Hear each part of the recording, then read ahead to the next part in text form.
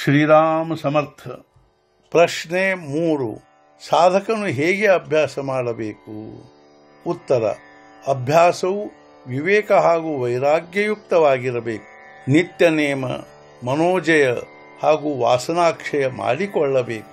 4 ವಾಸನೆ ಕ್ಷೀಣವಾದಾಗ, ಜ್ಞಾನ ಸ್ಥಿರ ಆಗುವುದಾಗ, ದೇಹವಾಸನ, ಲೋಕವಾಸನ, ಶಾಸ್ತ್ರವಾಸನ, ಮುಕ್ತವಾಸನ ಇವೇ ಜೀವಕ್ಕೆ ಬಂಧನಗಳು ನಾನಾ.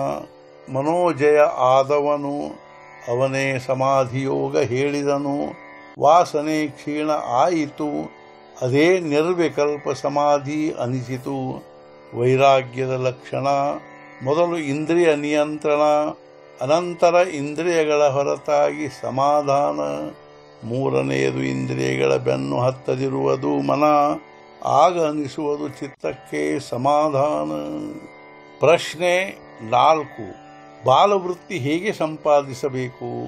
ಉತ್ತರ: ಅವಸ್ಥೆ ಇರಬೇಕು ಬಾಲಕನಂತೆ, ವೃತ್ತಿ ಅಖಂಡ ಸಮಾಧಾನದಂತೆ. ಅಪಮಾನ ಸುಖ ದುಃಖ ಸಹಿಸಬೇಕು. ದುಃಖ ಬಂದರೆ ಚಿತ್ತ ಉದ್ವಿಗ್ನವಾಗದಿರಬೇಕು. ಸುಖದ ಪ್ರಸಂಗದಲ್ಲಿ ನಿಸ್ಪೃಹರಾಗಿರಬೇಕು.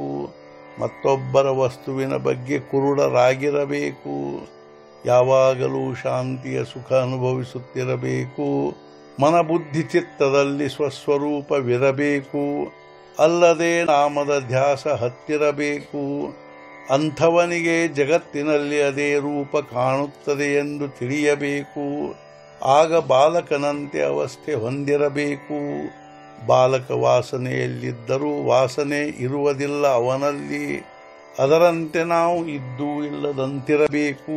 ಜಗತ್ತಿನಲ್ಲಿ ಸ್ವಾನಂದದಲ್ಲಿರಬೇಕು. ಮನಸ್ಸನ್ನು ಸ್ಮರಣರೂಪ ಮಾಡಿಕೊಳ್ಳಬೇಕು.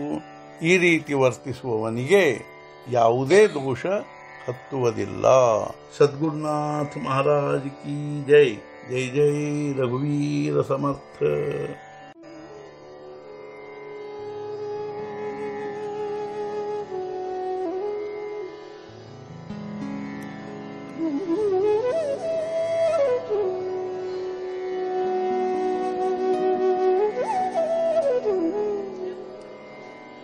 Mm-hmm.